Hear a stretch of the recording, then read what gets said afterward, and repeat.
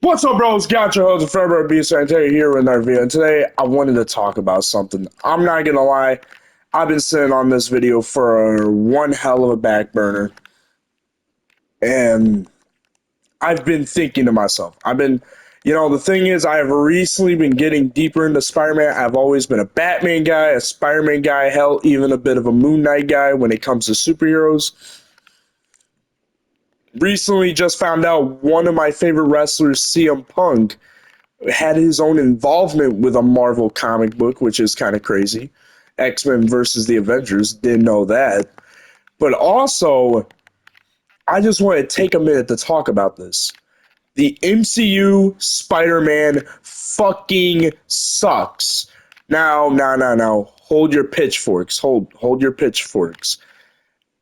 Tom Holland as an actor playing Spider-Man doesn't suck, but if you take in everything, and I mean fucking everything, it's not Tom Holland's fault. It's bad fucking writing. For one, Homecoming was a good movie. I think Homecoming was a great start to this Spider-Man, but I think every other movie afterwards did not hold up good representation of what Spider-Man is. And now, every time you see Disney make an animated project of Spider-Man or anything anime related, he is Tony Stark's bitch boy. He's fucking some billionaire's bitch boy. Hell, he was some college guy's bitch boy. It's almost like Spider-Man tends to be someone's bitch boy instead of Spider-Man. The only time we can now see Spider-Man be Spider-Man is in the Insomniac games. Like, I don't know if there's any other media that holds, and maybe the new movie, but I'm going to get to that. Now, a lot of people are like, oh, cool, he finally has his own suit. He finally learned the lesson. With great power comes great responsibility. And you know what's crazy? For him to jump through all those hoops, 3 movies, and now we're supposed to be like, okay, we're finally getting the Spider-Man we want. After 3 fucking movies, the 4th movie is where we get a Spider-Man we want. The whole home trilogy, we did not have a Spider-Man. We had Bitch Boy. Take this into fact. Spider-Man Homecoming, Peter didn't know what to do with his response. Actually, Spider-Man Homecoming is the best adaptation of what Spider-Man could have been. This is how I would have envisioned Homecoming, and then I'll tell you if I'm actually, you tell me what you think in the comments. I'll just tell you. Because I told my friend this, and my friend at first laughed at the idea, but it makes more fucking sense than what's ever going on in fucking the modern movies. For one, him and Tony Stark's relationship should not be so close. I mean, for fuck's sake, Peter in the comics from the beginning was never buddy-buddy with Iron Man. And I don't mean that, but like, even in like Civil War, Iron Man tried to kill Peter. He wasn't always on Tony's fucking team. That's the funniest thing. I know I'm sucking, but I'm more focused on the conversation because, like, when you're playing the combat, you gotta focus on the combat.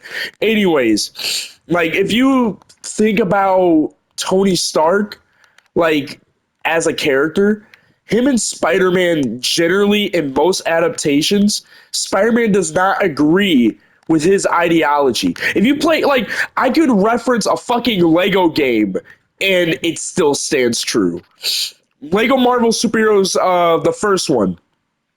Spider-Man did not like working with the Avengers. He didn't like the idea of working with the Avengers. And he didn't like the idea of cleaning up after the Avengers. Spider-Man, in his own right, he has his own association of character and ideology like anyone else. And when you take Tony Stark is a self-righteous asshole. I'm gonna put it as if the thing is, I get it. The MCU is it's all based on Robert Downey Jr. That's not a reason to take one good character and then completely ridicule them to being one other character association. And not only that, but also his villains being in association with that one character. My idea of Homecoming was Peter at first idolized Tony as Iron Man, but then more and more as he realized that Tony wasn't going to help him out, and Peter is trying to learn how to deal with all this responsibility as a hero growing up. He should not be spamming messages to Happy Hogan or anything. Instead, he should be focused more on what he has for his future. I'm sorry, I'm messing up, but like he should be focused more on being Spider-Man instead of whatever Tony has planned. That's really how Spider-Man should work. And I would have actually envisioned Peter idolizing Tony at first, but the more time he actually gets with Tony, he realizes that as a hero, he doesn't want to look up to anyone. He wants to be someone. There's a difference. And what Homecoming should have been was Homecoming should have been a movie about Spider-Man becoming fucking Spider-Man. And spoiler alert, if you haven't seen Homecoming, it's been out for like nearly 7 to 8 years, so I'm going to spoil it for you. But in Homecoming, near the end of the movie, Peter fights the Vulture. And when he's fighting the Vulture, Tony Stark didn't fucking come to help him.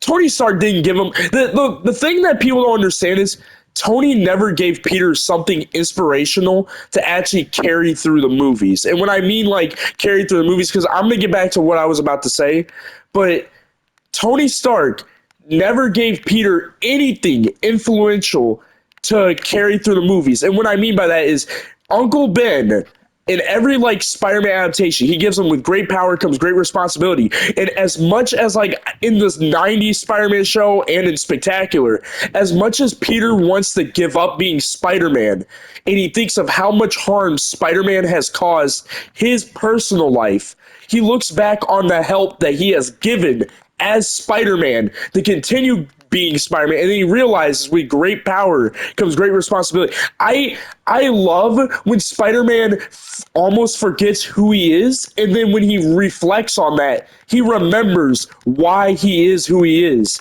And it's so fucking amazing how the animated series does it, how Spectacular does it. And me and my girlfriend, we've been watching the animated series, and honestly, it's just fucking amazing. It's amazing to see Spider-Man be Spider-Man.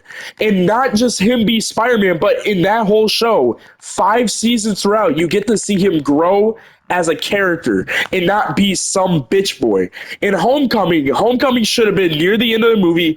Peter should have realized idolizing your heroes is the wrong thing to do. Instead of idolizing his heroes, he should have instead became his own.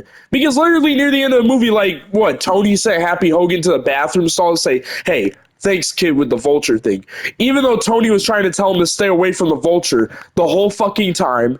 And then he wasn't even there halfway through. And then not only that, the only line he gave him is, if you're nothing without the suit, then you don't need the suit. When has Spider-Man ever thought, oh, I need my fucking suit to be Spider-Man?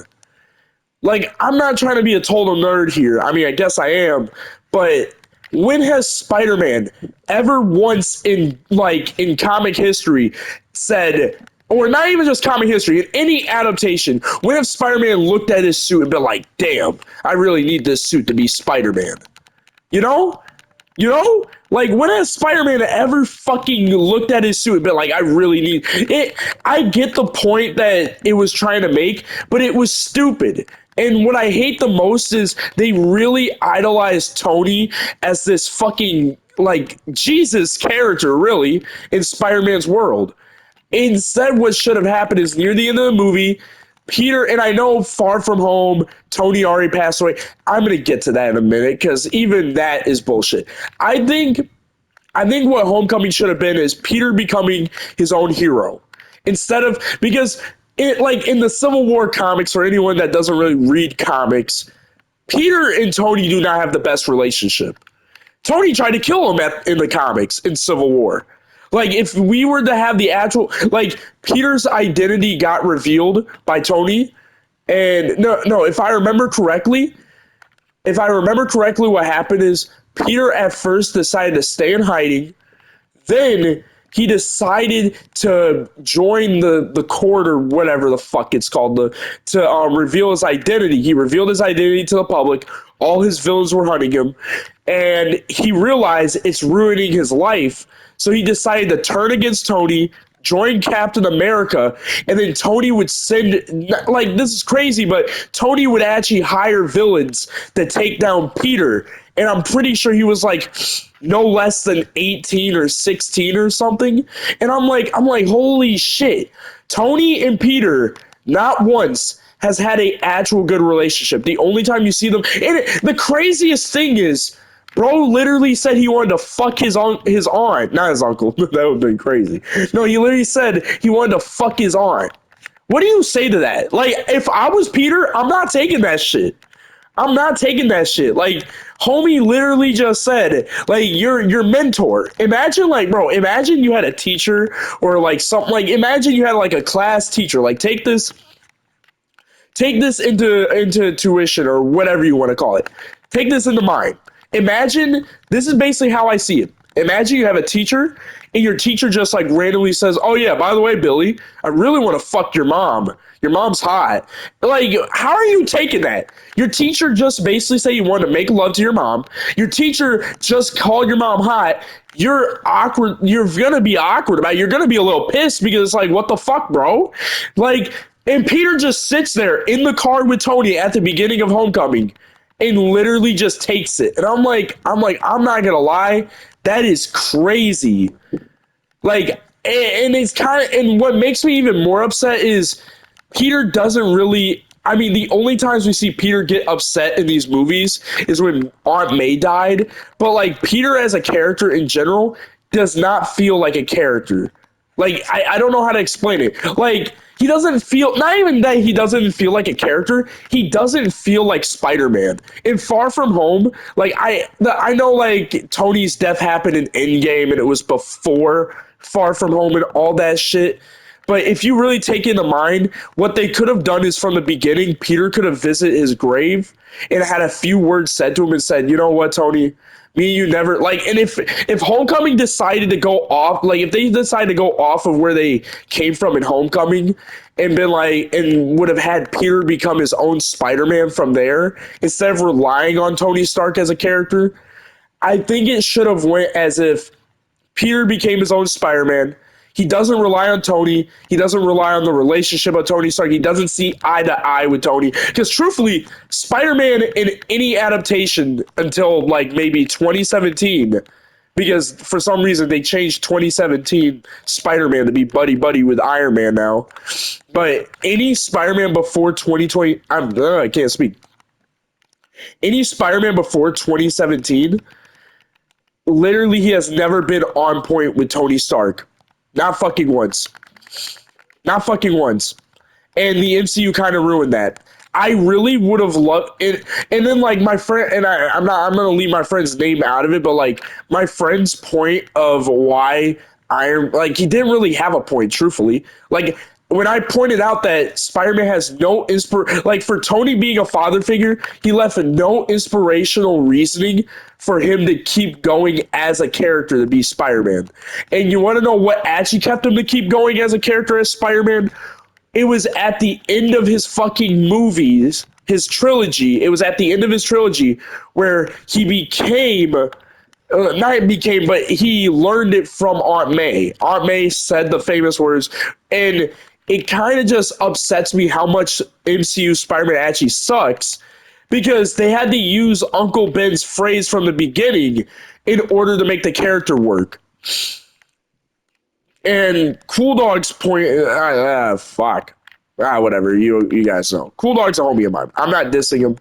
And everyone has their rights of an opinion. It's slipped out.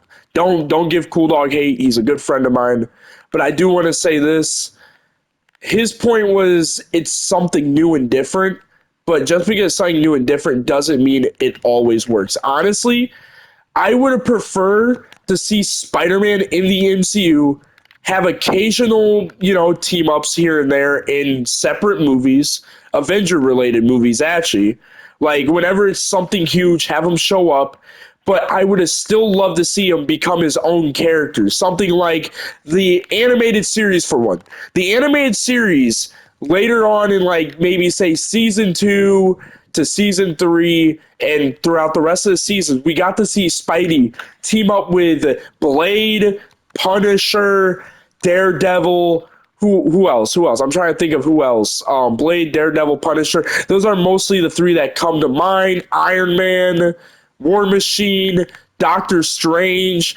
We, like, in the animated series, that's kind of what I would. And you know what? You want to know what else is crazy? In the animated series, it was pre MCU, before MCU, because there was already an animated Marvel universe going on at the time. Because almost every Marvel character you would see in the Spider-Man show had their own show. Oh yeah, and don't forget, X-Men were in it too. They were in the in like a mutant arc with Spidey during his Neogenics arc.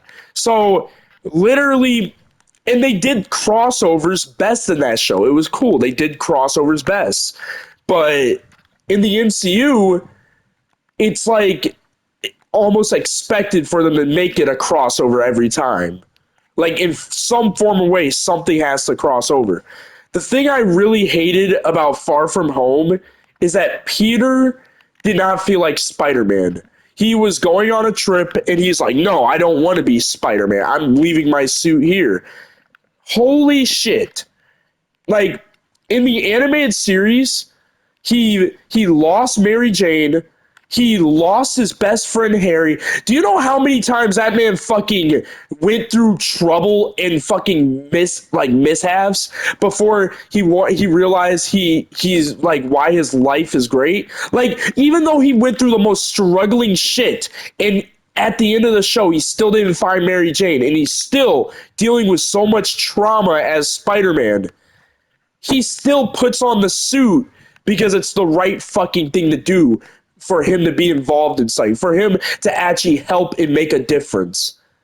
Like, and then you have MCU Spider-Man showing the new generation of kids that haven't seen a Spider-Man movie, oh, Peter doesn't want to wear a suit. He's going on vacation.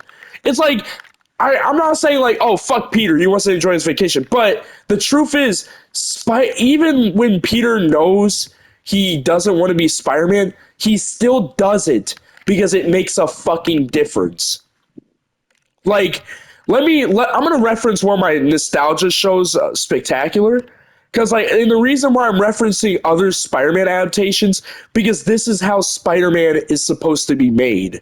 In my opinion, Spider-Man is supposed to be this character that and yes, I know you guys probably heard this 100 times, but no matter how many times he deals with emotional struggles, physical struggles, no matter how many times he gets knocked down, he finds a way of getting back up and keep going.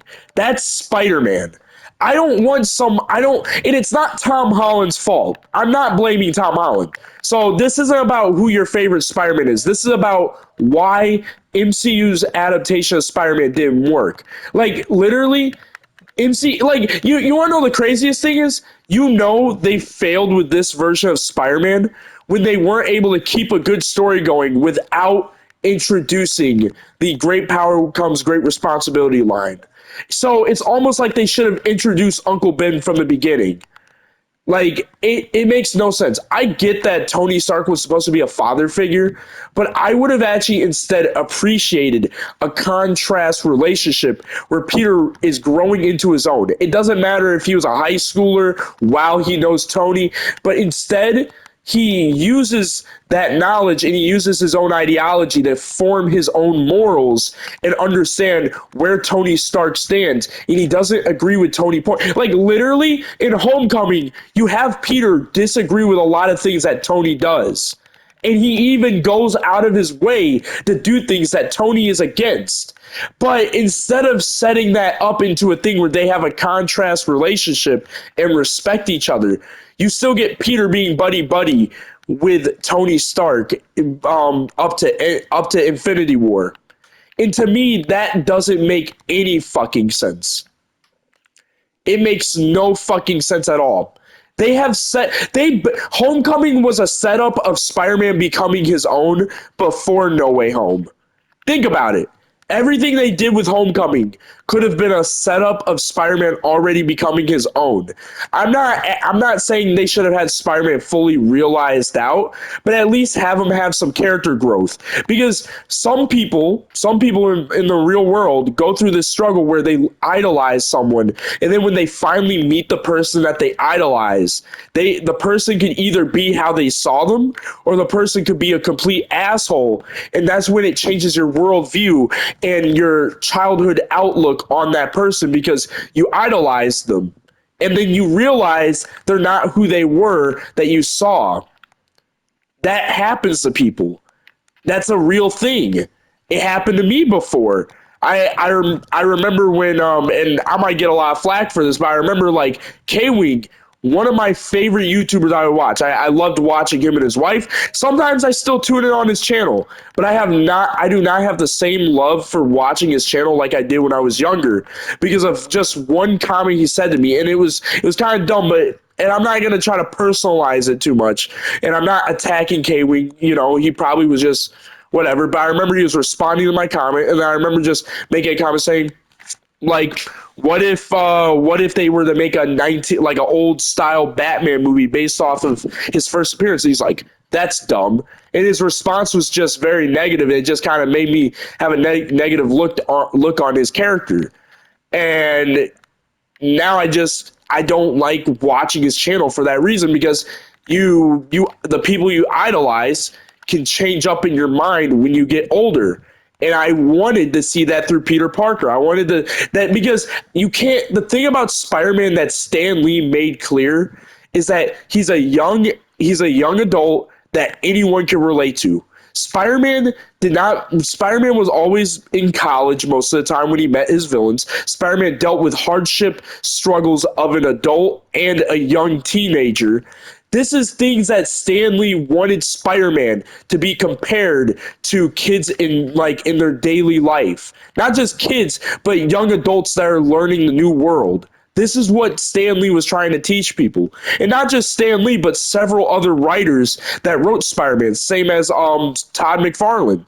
So it's just seeing MCU Spider-Man written the way he is, you can't be inspired by a character like that. Like in like the other movie adaptations of Spider-Man, like the Sam Raimi Spider-Man, Tobey Maguire, and Andrew Garfield, I can relate to those characters. I can relate to, even though like Amazing Spider-Man 2 is a terrible movie, I can relate to the losing of a loved one, or I can relate to the struggles of losing, like just losing a job or something. I'm not even like, I haven't lost a job. I'm not going to go into my personal life, but I can understand those struggles as a young adult, and I am learning the world to understand that, and knowing that Spider-Man can be through that too, not be through that, but go through that too. I can relate to him.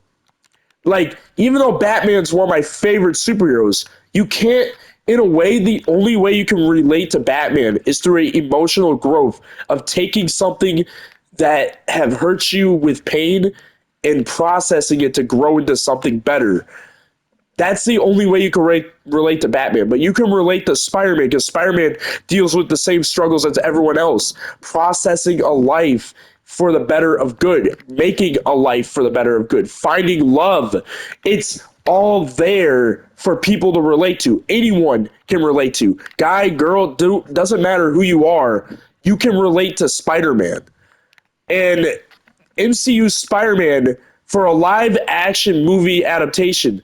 Like, I know a lot of people will look at it and be like, oh, it's just an MCU movie, another MCU movie. But Spider-Man is a character that people can actually relate to. You can't relate to Captain America getting drugged up with a super serum. You can't relate to Iron Man with a $1 billion suit. You can't relate to Hulk where he turns into an angry monster. But you can relate to Spider-Man not because of his superpowers, not because of him becoming a superhero, but because he's just a young kid trying to do something better for the world, towards the world, and also learning the world.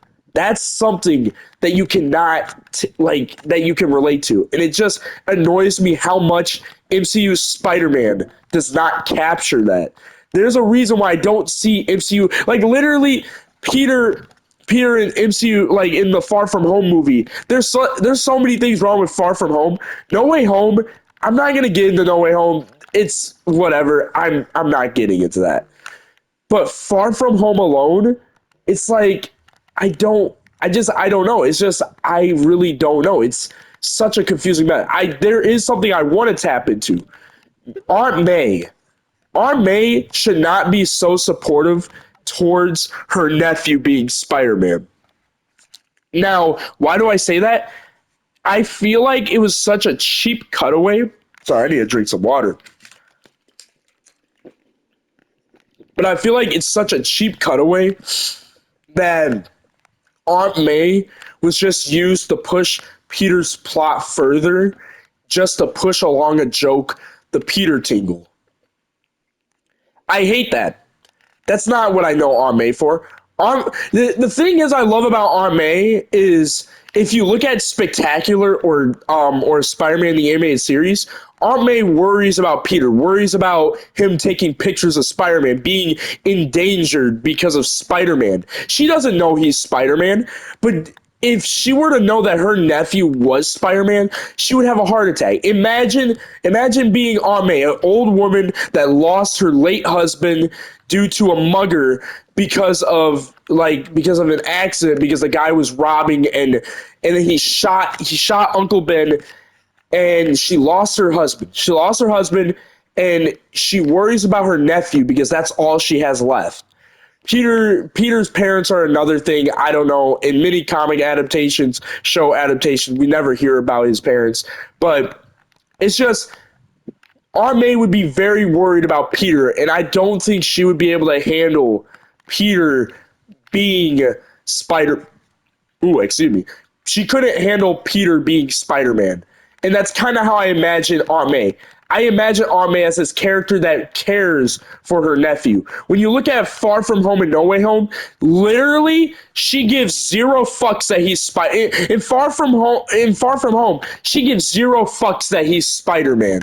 Like near the end of Homecoming, she's like, "What the fuck?" We get no conclusion to why she knows he's why she's supporting him as Spider-Man. We get no, like, in the comics, there's this emotional story where her and Peter have this conversation about him being Spider-Man. Such a touching story, and they can't even fucking adapt that. They did the whole thing where Peter's identity gets revealed, which Spectacular done it better with Venom, with the whole Venom arc, but I don't understand. It's just, I'm just trying to, like, process everything of it, and it's like their characterization of these characters are wrong. Like Peter, like MCU Spider-Man is not Spider-Man. MCU Aunt May is not Aunt May. Like I think the only thing like really entertaining about like these movies is that it's so wrong in the media terms of what Spider-Man is as a character that it can be enjoyable, but I don't think it's enjoyable enough to watch more than once. I can bet you almost everyone has only watched Far From Home, No Way Home once. Maybe people watched Homecoming a few times. Honestly, I would rewatch Homecoming, but to rewatch fucking Far From Home, which is a mess. Now, Mysterio as a character in that movie is good. I like seeing one of my favorite Spider-Man villains brought up to the big screen, but I feel like there could have been so much better done. And I did like the suit in Far From Home where it was paying homage to one of Stanley's old like suit designs. I like that as well. That was pretty neat. That was pretty smart of them to do, to pay a little bit of homage to Stan Lee because they lost him that year after Endgame because Stan Lee passed away right before Far From Home. So that was a nice nod and homage to Stan Lee. But generally, MCU Spider-Man is not Spider-Man. I don't I don't think I have much more to say. Like the thing I'll leave you with is what to you defines Spider-Man? What to you makes Spider-Man Spider-Man? Truthfully, to me, it's the idea that like, and I was gonna reference it and I forgot it, But I'm gonna just to leave you with a last thought. Let me see how many minutes I'm running on. I'm running on 30 minutes. The last thought I'm gonna leave you with, and this is what I'm gonna leave you with, and you guys can argue with me in the comments. I enjoy engaging with you guys. Just like, and I know like sometimes I can come off negative or whatever, but generally I do love having engagement. So keep that in mind. So if you guys want to argue with my point of views or anything like that, comment below. I'm down to engage with you guys. But what I do want to say is, and this is at the end of the day, this is my opinion. Just keep that in mind. I'm not saying this as fact, but I am going to say this. Spectacular Spider-Man, the Lizard episode. Now, me and my girlfriend, I'm going to get her into watching Spectacular Spider-Man. She hasn't watched it before, I bet. Me and her just got done watching the animated series, the whole seasons. Anyways, sorry I'm yapping. Let me get back on point. Spectacular Spider-Man, the Lizard episode. One of my favorite episodes that really introduced me to the adaptation of Spectacular.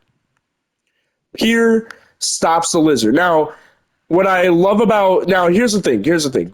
What I love about animated series Spider-Man, before I go on to Spectacular, because there is one thing I want to say about the difference. That's something else. Let me not get into that. Probably not get into that. But Spectacular Spider-Man, you have Peter having to make a choice, and not only just make a choice, but he has to help Doc Connors, which became the Lizard, and he has to make a choice between either he should take pictures and get money to help Aunt May, or he has to set that aside and skip the reward money.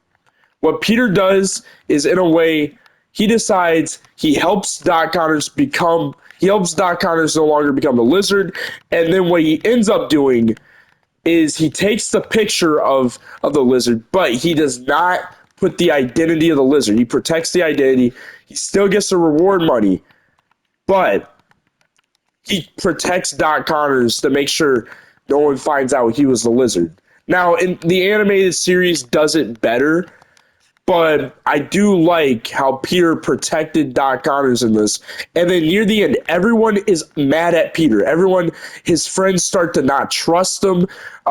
He gets like the college scholarship thing taken away, and then he's like talking to himself, and he's like, what has Spider-Man ever done for me? Like, and he has this gene cleanser, and the gene cleanser is basically this thing that can remove the genes of like DNA of like animals basically, or bugs, or whatever's in your DNA that gives you powers or something like that.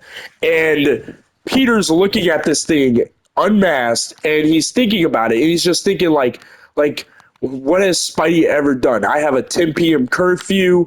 I have lost my friends. I lost the trust of my friends. And then he remembers. This is the best thing I love about Spider-Man. As much as he hates being Spider-Man because it's ruining his social life, he remembers the reason why Doc Connors is Doc Connors is because of Spidey. Not because of Peter. It's because he put on that costume to help, to make a fucking difference. If Peter decided to not become Spider-Man that night, Doc Connors would have went on a rampage and eat people. But because of Spidey, Doc Connors was able to go back to his family and his students and be able to continue being a professor. And that's the most beautiful thing I love about Spider-Man. That's the thing I love about Spectacular. And after seeing that, I'm like, oh my. Now, the animated series does it a little better. Now, here's another adaptation of Spider-Man I love. The animated series, in the Lizard episode, which is the first episode of the show, you know what? To anyone watching this, I suggest you go check out Spectacular or the Spider-Man animated series. Best Spider-Man cartoons you could ever watch, honestly. But anyways, in the first episode, the Lizard, Spider-Man, I think Eddie Brock is trying to chase down the Lizard and get a picture of him and a picture of Doc Connors as a Lizard, trying to expose his identity. Spider-Man stops Brock from trying to get a picture of Doc Connors as the Lizard and trying to protect Doc Connors' identity.